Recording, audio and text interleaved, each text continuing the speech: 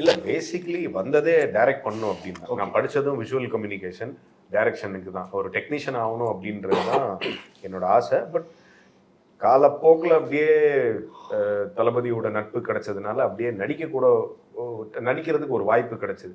அதுக்கப்புறம் காலேஜில் படிச்சுக்கிட்டு இருக்கும்போது நம்ம ஒரு படத்துக்கு என்னை கூப்பிட்டு போனாங்க.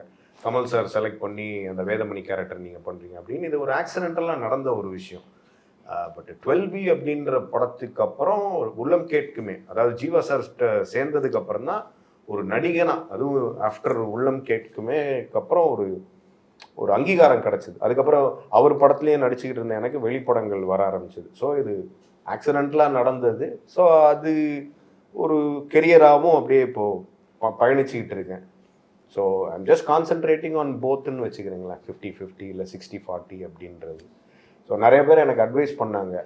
என்ன அப்படின்னா, நிறையா படங்கள் டைரக்ஷனுக்காக நான் அவாய்ட் பண்ணியிருக்கிறேன். கிட்டத்தட்ட ஒரு 8-10 படம் பண்ணியிருப்பேன். பட் வர்றது வேணான்னு சொல்லாதீங்க, எல்லாமே எடுத்து பண்ணுங்க அப்படின்ற மாதிரி சொன்னதுனால எனக்கு அட்வைஸ் பண்ணாங்க. ஸோ படங்கள் நடிக்கிறதும் சரி, இப்போவும் தொடர்ந்து நடிச்சுக்கிட்டு இருக்கிறேன்.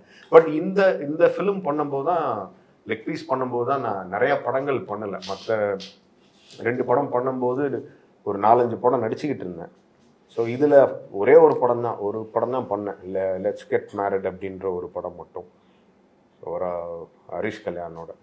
ஸோ அஞ்சத்துக்கு நடிகனாக மாறினவன் அப்படியே பயணிச்சுக்கிட்டு இருக்கேன்.